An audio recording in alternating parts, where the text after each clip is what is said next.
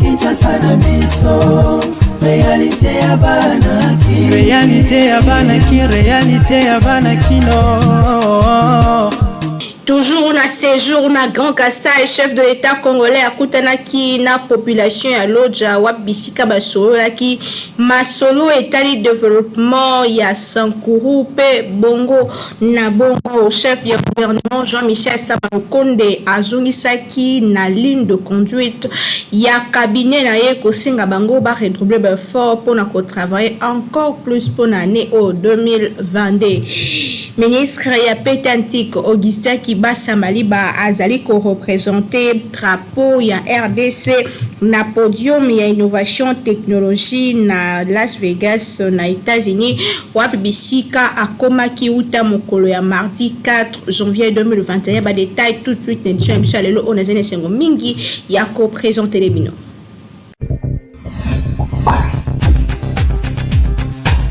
Mbote édition lelo bandit kato fongola yango na grève ya ba université wapi ministre ya esu Moïno Nzangi ya sengaki ba professeur bazana kimia pe ala ki bango ke bakoyambama d'ici fin la semaine oyo na premier ministre pour kayoka ba problème pe apesa ba solution na mituna na bango pe asengaki bango exhortaki bango ba préserver intérêt ya ba étudiant pe éducation ya mboka na biso to bosana te ko année académique 2021-2022 fongomaki mercredi 5 janvier 2022 o ezalaki bongo mokolo ya lobi eleki kasi pona kozanga bokani ba enseignant to pe ba professeur ya ba université ba décida ki kokena en grève kasi solution selon ministre esu Moïno Nzangi kozoma très bientôt pour que ba étudiant pe ba étudiante ba retrouver nzela ya ba école to pe nzela ya ba université pe ba zoba cours na bango lolenge esengeli. Très bien, on est bandé que chef de l'État a toujours na tournée na ye na Kassai lobi eleki azalaki na Sankuru wapi akutana ki na population ya Lodja masoni basola ki image pe commentaire.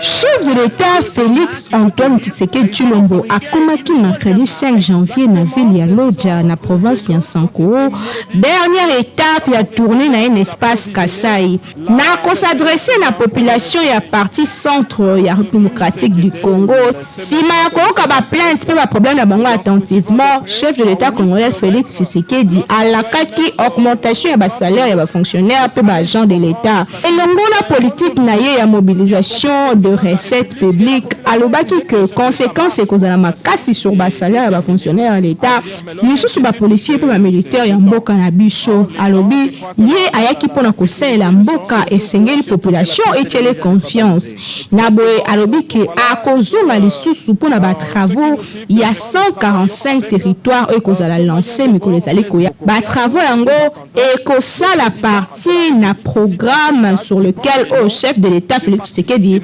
azali ko compter ko annoncer développement ya mboka na biso kolobela chômage ya ba jeune mai électricité pe ba infrastructure notamment construction ya ba route ya ba école ya hôpitaux pe ba besoin vitaux nyonso ya population. Félix Tshisekedi a reconnaître ki ba problème pe ayoka ki bango kasi alakaki ko concentrer ba énergie nyonso pona komema ba solution na ba problème na bango akopesa bango chaque territoire ba hôpitaux ba école ya malonga pe ba activité agricole et cause à la lancer pour la résoudre les problèmes yanzala na kati ba province na biso atalisi que ba ko lancer ba développement na ba territoire yango e ko sala ko ba province nyonso ezala développer pe nyonso etambola malamu ndenge arasiraki population ya Lodja o ba yaki ebele koyoka ye pe kopesa ba plainte na bango. Malheureusement toza susu na ngonga mingi te malheureusement bolimbi sangai mais alimbala ya suka te tomonani na uti koyebisa bino awa tozali ko lancer année oyo na année prochaine programme ya développement ya 145 territoires et komema biso ti na kotombola Congo na biso oyo ba problème nyonso na yoki ya ba mama surtout oyo esalinga pasi ezali likambo oyo etali ba salaire ya ba mibali na bango Mama nayebi likambo wana. Nayebi que 160 000 ezali mbongo o esengeli kofuta nango moto na Congo te fonctionnaire akoka koleisa famille na ye. Mais boye ba que situation wana ezalaki oyo toyaki kokuta. Banda toya to bandi mosala ya kokanga kozipa bisika nyoso mbongo ya Congo pe ya ba Congolais ezalaki kobima mbongo wana o ezalaki kosala ke bato bafutaka bango mbongo moke. Lelo to bandi ko matisa ba recette ya mboka na biso. Ça veut dire que mikolo mizali koya kuna bokoyoka que conséquence nango ekozala sur les salaires ya ba fonctionnaires ya mboka na biso. Donc bozala na patience. Toye pona kosale la Congo pe ba Congolais. Toye pona koyiba mboko te ko boma yango te. D'ailleurs eloko ko bomeza susu te po ese kufa. Toye nde ko tombola yango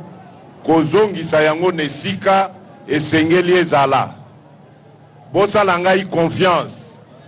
na kozonga lisusu awa. Tango misala ya 145 territoires ekobanda pona ya kotala pe ba avancement ya misala wana awa na mboka na biso ya Lodja. Pona lelo na suki wana tokei kotala siko bandeko ya Chumbe, tokolala na Chumbe, lobi nakende ko installer bakonzi oyo ya Lumumba ville. Boyoka kike tosali Lumumba ville pona ko honorer héros national oyo ya mboka na biso Patrice Emery Lumumba. Lobi na kokende ko installer bakonzi ya commune ya Lumumba ya ville ya pardon ya ville ya Lumumba ville ya Lumumba en fait na ke ko installer bango bongo tozonga Kinshasa simana yango to banda misala o ekotinda biso totambolaka ba province nyonso ti tokomona misala wana penza ezui ampleur ya malamu. Pona sikoyo natombeli bino natomboli attention na ba mama kuna natombeli bino mbula ya sika mbula elamu ya sika Nzambe abatela bino basoti mokolo tokomona na lisusu. Merci beaucoup. Kasi tobosala te komoko na lelo nde Félix Tshisekedi azo ko installer autorité ya Lumumba ville yango ezali point ya suka ya tourner na ye na kati ya Grand Kasai. Wuta plus d'une semaine azali toujours kotambola pona ko palper du doigt ba problème ya mboka na ye po aye ba pe apesa ba solution. Kinshasa et l'équipe partout. Nous sommes dans la province du Congo central et partout il est passé le président. Nangambo na ye chef ya gouvernement congolais Jean-Michel Sama Lukonde asengi cabinet na ye ba redoubler effort pona kopesa ba résultat au population pe gouvernement mbezali kozela pour ko ba réussir mandat la bango ezala ki lobby na primature image pe commentaire. Premier ministre Jean-Michel Sama Lukonde Kenge a salaki na séance de travail mercredi 5 janvier 2022 na ba membre ya cabinet na ye na jardin ya premier ministre na primature wapi asola ki na bango na o etali bongo ba performance ya mosala durant année 2022 selon vision ya chef de l'État Félix Antoine Tshisekedi Tshilombo. Sima ya ko présenter ba vœu de nouvelle an na équipe na Mobimba a remercié ki mosala o ezalaki abati année passée pe premier ministre Jean-Michel Sama Lukonde a invité ki ba équipe ba susu bazwa conscience ya ko relever ba défi oyo population ezali kozela na gouvernement année oyo échange yango ezalaki prise de conscience pona koloba que année 2022 ezali commencement ya année moko plan de défi pona gouvernement congolais lisusu basengaki na ba membre équipe ya cabinet na ba redoubler ba effort pona kosala mosala kitoko Durant année 2022 oyo sima ya ko présenter bango ba vœux pour ko senga bango ba sala mosala lolenge elongo bani atalisaki que tout au long ya année 2021 a se rendaki compte que ba victoire nyonso ba zwaki ezalaki ba victoire moko collective na boye asengi que année oyo bandi esengeli moto nyonso a compter sur moninga pona kosala ke équipe na ye ezala équipe ya makasi po mboka pe ezali kozela mingi pona bango. Premier ministre azongilaki ba différents défis o ezali bongo ya ko relever na ba secteur nyonso ya vie nationale yambo ya ko boucler journée à travail yango. Premier ministre Jean-Michel Sama Lukonde alekaki na ba différents collèges pe ba service nyonso pona ko motiver ba collaborateurs na ye basala mosala lolenge elongo bani pour mboka et avancer au travers ya cabinet pe ya primature ya République démocratique du Congo. Journée yango ezalaki journée ya ba surprise pe nyonso etambolaki malamu pe bango balaki que ba ko redoubler effort na année 2022 pe nyonso et kosala kitoko pour l'intérêt ya République démocratique du Congo. Kinshasa et l'équipe partout. Nanga monaye ministre Augustin Kibasa Maliba patron ya Petentik a se retrouvé qu'on représentait drapeau ya RDC na podium ya innovation technologique ko ezali ko salema na États-Unis d'Amérique. Reportage ya Jim Mukindi. Ministre congolais et poste de télécommunication pour la nouvelle technologie de l'information et de la communication Petentik Augustin Kibasa Maliba a comaki na États-Unis d'Amérique mardi 4 janvier pour participer à un forum CES où ils allaient ko salema na Las Vegas na États-Unis d'Amérique. Salango est présenté vague d'innovation et ko façonné 2022 pe économie à lobby. Yango ils ko exposer ba avancée technologique le plus convaincante y a futur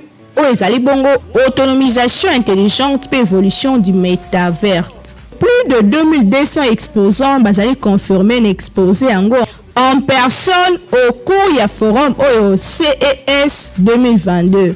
Au cours des dernières semaines, 143 entreprises supplémentaires bazali inscrites pour na exposer na salon ndenge organisation balobaki que bazali prêt à rassembler ba industrie ebele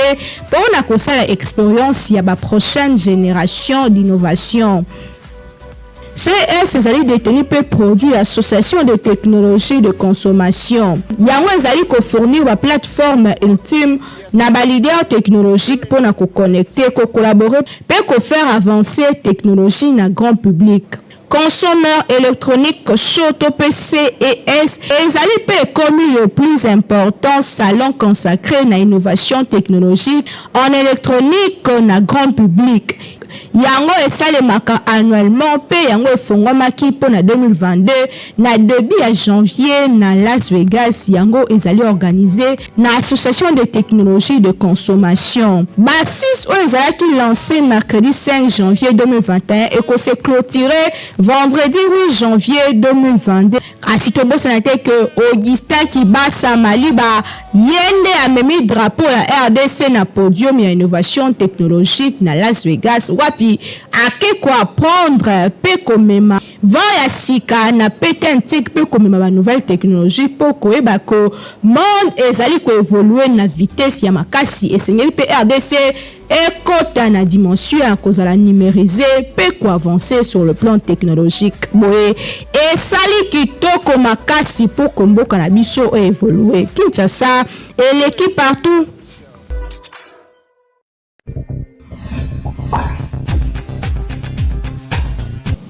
Bon message yango déjà macaroni pe ba spaghetti roni ezalaki kitoko na ba fête kasi bobo sanate que ezolia matango nyonso pe na janvier awa somba sala pona petit déjeuner pona bana mpe mikolo eko sala kitoko. Bayeli susu bango banani société Beltesco toujours ndenge amesana ko sunga population congolaise sikoyo ayeli bino eloko ya motuya tunanga yinini ezali bongo spaghetti roni oyo bozali komona ndenge bazali ko présenter biso yango awa ezali produit moko kitoko makasi okoki kolia yango na biloko nyonso oyo olingi Thomson soso viande ya lolenge nyonso tope madesu oyo na Kinshasa tobengaka madeblo oza mobimba bana mikolo tout le monde akozala d'accord na spaghetti oyo roni esengeli koyeba ke pâte alimentaire oyo esalemi na semoule de blé ezali na elengi pe guna ndenge ya kosakana te kasi babosani bino te baye nyonso oyo pe baza batu ya banostalgie balela bamakaroni Beltesco acheli bino pe lisusu makaroni roni yango pe lisusu ndenge moko gu ya ndenge ya kosakana te elamba makaka ndenge moko mwama ya muke ya moto etoki oche yango na kati quelques minutes après ebeli bana ya classe ba papa na tongo va kende musala yo pe mama soko ngo kende marché okoki ko beta yango repas moko ya 5 minutes et sangisi libota mobimba pe bozali calé na journée bokoya ko lia kaka na pokwa vérifier toujours logo ya Beltesco tango ozali kosomba po ba mwifi na Kinshasa bazali ebele po yango de ezali ba produit ya qualité supérieure oyo Beltesco a chelibino na marché to offrir bino produit kitoko o babengi spaghetti roni ezali pâte alimentaire à la semoule de blé. Pâte alimentaire à la semoule de blé oyo ezali kaka spaghetti roni oyo esengeli ko lesama na mabota na biso maman responsable papa responsable ba étudiant ba coopérant spaghetti ezali kaka moko ezali spaghetti roni oyo ezali la qualité supérieure oyo spaghetti oyo baleka ngo partout to zali na produit mususu babengi ya kitoko makasi babengi macaroni ya Beltesco en tout cas ngala benga ngo kima kinkaka ezala l'habitude ya consommation na bino mikolonio so ya kolia macaroni roni na spaghetti roni po ezali biloko oyo ezali kotonga nzoto ezali kopesa biso nzoto makasi po toyeba ko vivre longtemps na mokili ezali cadeau signé Beltesco mwana mama yebela pona kolia biloko ya qualité il faut toujours Beltesco po yende akanga Kinshasa République démocratique du Congo mobimba uta batango ebele autre bakité Tolobi Kinshasa et l'équipe partout.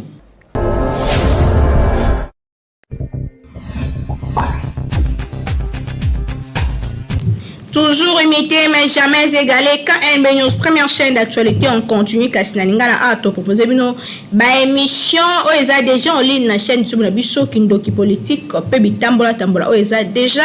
kota la majete beta mato visiter kasi ko bosa na te ko s'abonner pe ko partager ba lien ya kindoki politique pe bitambola tambola ba émission na bino ya KNB News tolanda.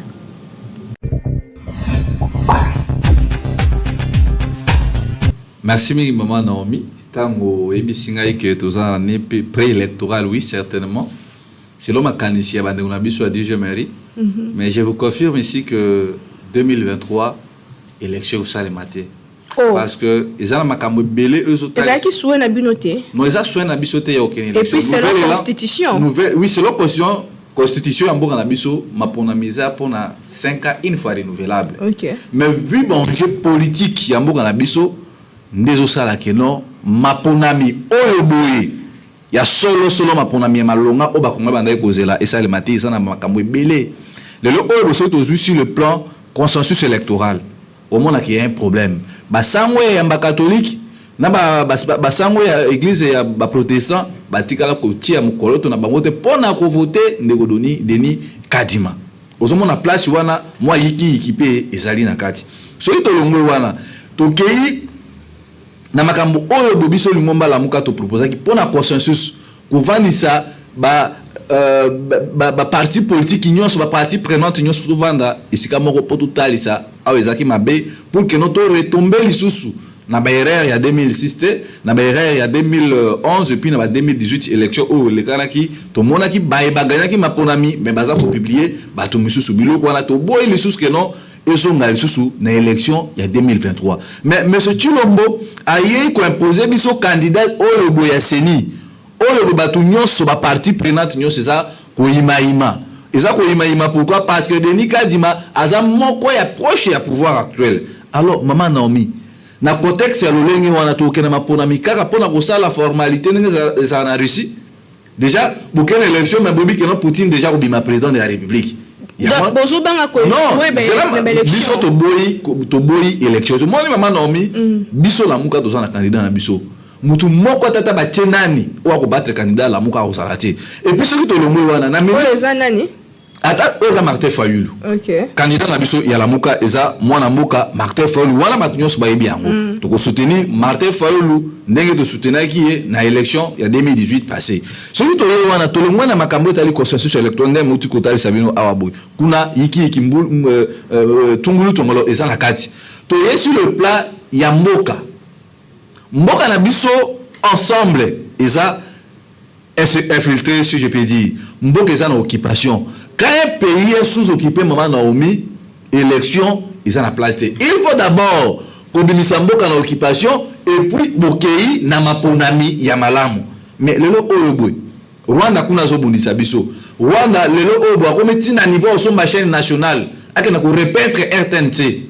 Donc nyonso bito zo sala abwe tozana biso mutakala mboka moko teza ko pesa biso valeur. Donc tozana ba infiltration na présidence, tozana infiltration na kati ya armée partout. La raison pour laquelle il faut que na ba élection soit ce qu'il faut changer. Non maman Naomi, quand un pays est sous occupation, élection et que soit placité. Parce que beaucoup na élection o ba infiltrer bazawana nyonso bozo sala bazo mona et puis bazo se communiquer na pays na bango yango wana moni dikation na pesi. Biso toza bato toza basé na mikanda ya mibeko likonzi ya mboka na biso na article 63 on dit que non, quand un pays est sous-occupé, un service militaire est obligatoire pour tout le monde.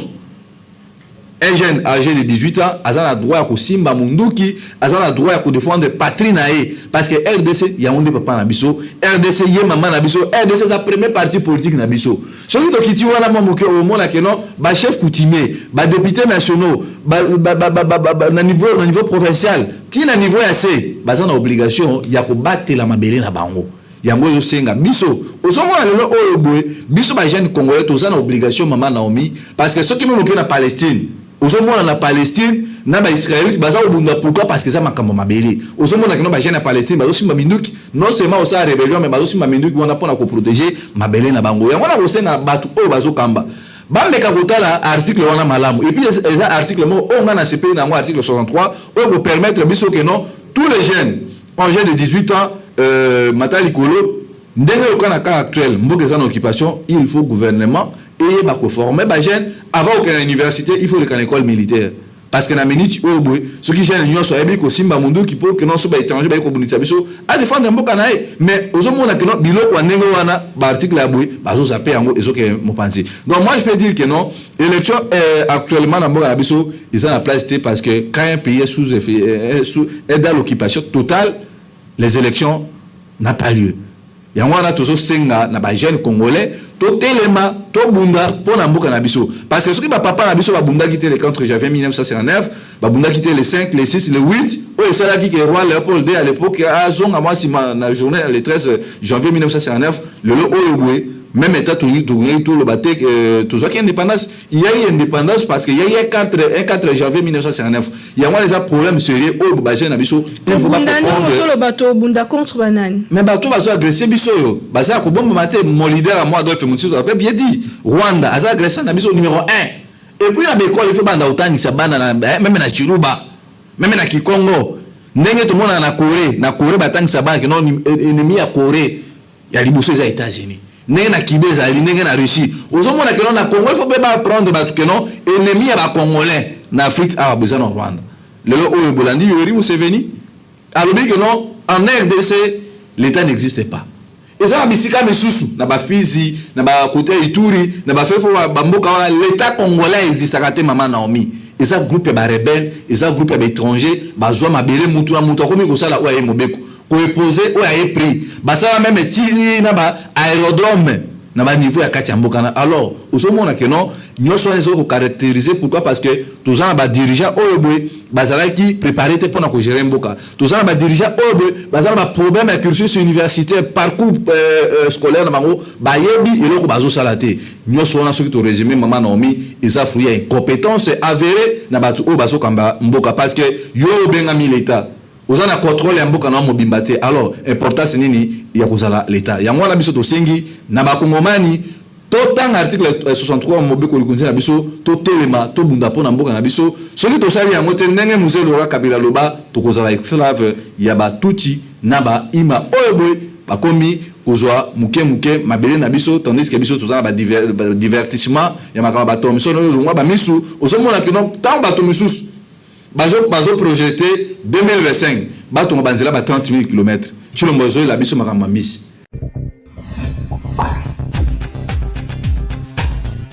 na landi ndeko na biso soki ya lamuka soki ya tengama soki ya bongama soki ya luka eloko ndeko na ngai wana aza mutetela tala ndenge basambo epa bango na loja alobaka mingi awa bakanga mbala mingi alobi azali licencié Prince Mpenge alobi azali licencié na SPA na science politique on a lina tout na Prince Mpenge ezali ya papier ya kolokota na nzelo basomba asila biso kosomba ube ezali SPA oyo mutu azali na domaine na mutu na attaqué te parce que azali noko na ngai ya mutetela mais tala réalité bimi na mboka na bango na arrivé à chef de l'état na loja bakolakisa bino ba image na kosepela na papa Timothée Kayembe makamona oloba asalango connexion na ba réalité o basali na loja devant chef de l'état na maman Denise Nyakero na délégation sokendeki na mona ki ba fumutoto apesa ko mo fumutoto na kikongo zali kolo mabele oui tobo était parce que Lumumba zora indépendance précoce na condamné était personnel mais papa Patrice Emery Lumumba vrai leader na ndenge na ye na lobite ki azamabe mais buta la conséquence où il est na loja ba mende ba Charles Koto na solo ba Charles Koto ba noko na ngao tuta na ba libumu moko na namongo buta la busambulu na bango epa na bango kuna na loja sankuru modimana soni esalinga maleli na nzoto malgré pa na biso ba équatorien to lingana gate mais bokomona ke na loja basambu isi ba leader politique na bango basali image ya Sonia wa ki baselige zoko bayoka na gate na mona ki onosumba kunoko na ngai na mona ki Charles Koto bolankombo na moni lisusu nani Mende Umalanga kanga oba benga Mende yango biso na ba mongo to ba moteo bono tetola mafumbe muto e pasuka muto tetuka so bo ba tintina motetele lingo lo muto e sepeta botala ba agissement bandeko basambwisi ba leader politique na bango biso na Équateur yango tozalaka na leader politique te au moins moi muke Jean-Claude Baende na Gilo Andomboyo parce que toyebi ke Jean-Claude Baende ala na nouvelle classe politique bakulu to ari Thomas Lokondo ba combattre ye esuka na nzela to mona Gilo Andomboyo ye ba tuer ye lisusu akoma na ba bobo boloko ba premier ba tanga te gouverneur province ye mabi ko rédiger phrase te ayebi discours te ayebi état de santé province te bobo boloko ona zeko to sa comme bokilo na koloba ngwawa année autre so kende nango surtout mois de janvier bomona ye na mbila mibale eza victoire papa Etienne Tshisekedi atikela biso mbila mibale ko esengeli ko produire mokili mobimba na biloko ya mokili comment gouverneur mobimba ya province ayebi ko rédiger ta deux phrases à pambate eza moisoni na ba pays eza développement eza développé bokomona makambo eza bongo te pays eza développé l'homme à la place qu'il faut président alobaki na discours na ye alobaki bien l'homme à la place qu'il faut lelo benda koma ennemi ya ba sominyos benda koma ennemi ya Kengo Wadondo kombo na ezali Léon Lobicha za papa na biso za pepe za kokonanga mais lelo probaluka ke développement ya province akolinga ngo te bande konanga botala loja tomoni fumutoto bolimbisa na za kwa société na za kwa ménager tout baselige me bayoka na kate Cheribe okende na ministère na yawa zéro footer na ville capitale na isika institution ezalaka asongeli via sikana ba couleur de jupon bano ya mikewana mais kuna baselige basele kola base tromper le wa bayoka na ka peuple leli basa basoda balobi bosambulu pona nini politique ya Congo na lingina bisa monsieur le président Félix Tshisekedi Tshilombo Antoine Beton mona bilaka aza mona bilaka papa Etienne Abundi pendant combien de temps mais Antoine Tshisekedi Tshilombo Fachi Beton mona bilaka Fachi de Nazareth Azu bateau de commandement RDC Nzamba ebaka pona l'homme selon mon cœur monsieur le président Félix na ebaka kolempa yote nazarane na joie ya tolobaka mona mboka aso mboka monsieur le président lelo koma likambo ara monsieur kibasa ba kile ba loba na mabe lelo koma likambo ya Tony Mwa bande zali lokola nyama solo ya rame zali nouvelle nini technologie mais ezalika soki bayini moto na Congo bakosele makambo ezalaki édition le 6 décembre 2021 on azalaki nesengo mingi ya koprésenter bino merci na équipe technique pe rédactionnelle na sima caméra pe régie esimamaki na Timothée Kayembe réalisation ezalaki ya Natasiata coordination ya grand lieu ya communication Jimmy Okendi ngana bino tokutani très prochainement na souci moko ya servir bino d'une manière très très professionnelle nde mosala isalamaka awa pe ndenge bolingaka. Magazino